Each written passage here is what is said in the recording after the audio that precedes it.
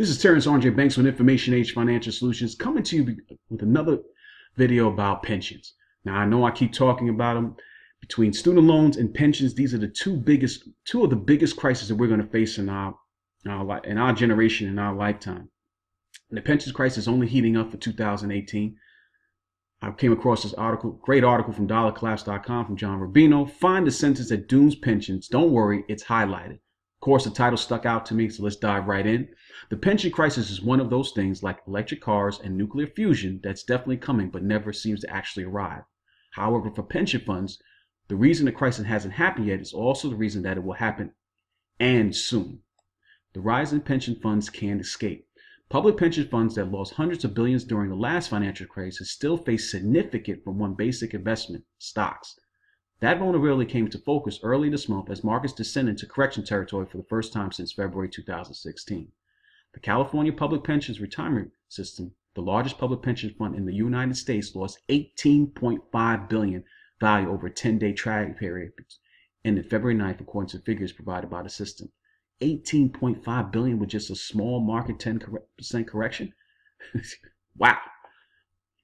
The sudden drop represented 5% of total assets held by the pension fund, which had roughly half of its portfolio in equities as of late 2017. It gained back $81 billion through last Friday as markets recovered.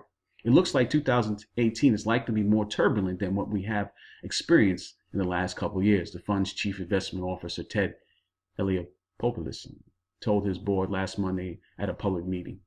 Retirement systems that manage money for firefighters, police officers, teachers, and other public workers are increasingly relying on stocks for returns as the bull market nears its 9th year.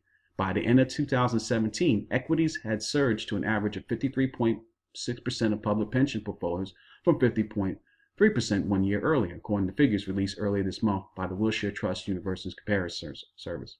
Now, it's also to note about pensions that if they're depending on stocks, and they're depending on a population being able to pay taxes to keep these things going afloat, we're all in the same boat here when things do correct intact, because usually when stock market crashes, job losses come, and then the problem continues cascading. And with this population, again, 10,000 strong, the luckiest generation in United States history because of the massive amounts of wealth that they had in their generation. The cost of living was cheaper. They were able to buy different aspects. They would pay off their homes. This is why this particular situation is so bad. And we're living less longer lives in general, which making it even more of a bigger crisis, because they, again, as they have been the luckiest generation, they have the most amount of wealth concentrated amongst them. These average holdings were the highest on a percentage basis since 2010, according to Wilshire Trust Universal Comparison Service data, and near the 54.6% average these funds held at the end of 2007. One reason public pensions are so willing to bet on stocks is because of aggressive investment targets designed to fulfill mounting obligations to millions of government workers. The goal of most pension funds is to pay for those future benefits by earning 7% to 8% a year. Equities always take up a disproportionate share of the risk budget that any plan has, says Wilshire Consulting President Andrew Junkin, who advises public pension funds. You can never get away from it. The stance paid off during 2017's market rally as public pensions had one of their best years of the past decade. They earned 12.4% in 2017 fiscal year and in June 30th, according to Wilshire Trust Universal Comparison Service. But the risks are sizable. Losses during market downturns, which then can lead to deeper funding problems. The two largest public pensions in the United States, California Public Employees Retirement System, known by its abbreviation Calipers, and the California State Teachers Retirement System, lost nearly $100 billion in value during the fiscal year ended June 30th, 2009. Nearly a decade later, neither fund has enough assets on hand to meet all future obligations to the workers and retirees. Wow. Look at the roller coaster. Calipers, the largest pension fund, lost 5% of its market value over 10 trading days before it's rebounding somewhat. Now, it's probably the way the market is going right now, it's probably going to get it back its return. But the biggest thing here is that nearly a decade later, neither fund has enough assets on hand to meet all future obligations to the workers and retirees. You think that would be a major problem and talked about? Not really. Talked about on public news and everything else? It's not. You got to kind of dive deeper unless you're in a particular state or where it's happening. And even then, they brush over it. Many funds burned by the 2008-2009 downturn tried to diversify their investment mix. They lowered their holdings of bonds and interest rates dropped and turned into real estate, commodities, hedge funds, and private equity holdings. These so-called alternative investments rose to 26% of holdings of about 150 of the biggest U.S. funds in 2016, according to the Public Plans database, compared with 7% more than a decade earlier. At the same time, the amount invested in stocks crept upward as markets roared back, and equities remained the single largest holding among all funds. The 209.1 billion New York State Common Retirement Fund increased its equity holdings to 58.1% as at December 31st, as compared with 56% as June 30th. That allocation is now higher than the 54% held as of March 31st, 2008. This is right around the crisis, the first great economic recession back then. The 19.9 billion teachers retirement system in Kentucky now has 62% of its assets in equities, close to the 64% it had in 2007. I'm starting to see a pattern here. Are you starting to see it? They constantly keep moving, overweighting themselves in equities because that's where they're going to get a return to help they pay the massive obligations they have. However, it's all predicated on the stock market continuing to go up, which is impossible forever. It's just not possible. That you can postpone the business cycle, but you eventually have some form of correction. That's what he did. And even then, you can't hope that it's always going to keep coming back. As I did in the other video, you probably see full student loans and the other crisis is mounted. This is just becoming worse and worse. If sold 303 million in stocks between January 19 to 20 to rebalance its portfolio gainings. From February 6th to February 8th, as U.S. markets plunged, the fund bought another $103.5 million of stocks. We're definitely a long-term investor and look to a volatility as an investing opportunity. Wow.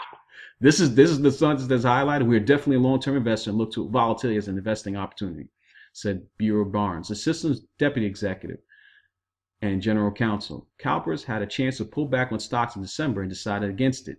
Directors considered a 34% allocation to equities down from 50%. They also considered a higher allocation.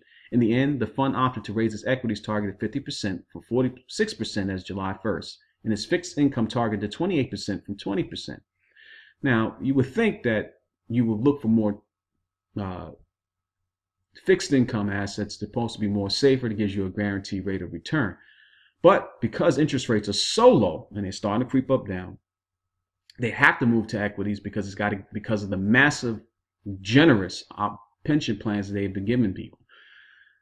This is just the situation becomes even laughable when you start thinking about it. Not in the sense that that it's laughable that the individuals are eventually going to have to feel the pain, which is, as I mentioned before, these are family members and different members of large percentage of our population. It's just laughable because they're not even preparing individuals for something to correct. It's just going to continue going on, and then everybody's hoping that nothing else happens to them. But that's not life. To put the above in historical context, 30 or so years ago, state and local politicians and leaders of their public employee unions had a shared epiphany. If they offered workers hyper generous pensions, they could buy labor peace without having to grant eye-popping and headline-grabbing wage increases. And if they made unrealistically high assumptions about the returns they could generate on pension plan assets, they could keep required contributions nice and low, thus making both workers and taxpayers happy. The result? Job security for politicians and union leaders, and a false sense of affluence for workers and taxpayers. Wow. That's worth repeating. The result, job security for politicians and union leaders, and a false sense of affluence for workers and taxpayers. This scam worked beautifully for as long as it needed to, which is to say until the architects of the over-generous benefits and unrealistic assumptions retired rich and happy. So the people who put these things in the plan retire rich and happy, and they may be long in the sunset, while the people really going to feel this pain are the individuals who are just getting to that point or retiring for maybe 5 or 6 years or 10 years, and they're still young enough and are going to probably outlive before they're going to live during that particular crash. But now the workable math Unworkable math is coming to light, and pension funds are responding with two strategies. Roll the dice by loading up on equities, the most volatile asset classes available, along with real estate, commodities, hedge funds, and private equity holdings. Buy the dips, as the above highlighted quote illustrates. Stocks have been going up so steadily for so long that pension fund managers now see volatility as an investing opportunity. That is insane. When the next downturn hits, they'll throw good money after bad, magnifying their losses. Eventually, a real bear market will shred the duct tape and chewing gum that's holding the public pension machine together. I want to repeat that again. Eventually, a real bear market will shred the duct tape and chewing gum that's holding the public pension machine together.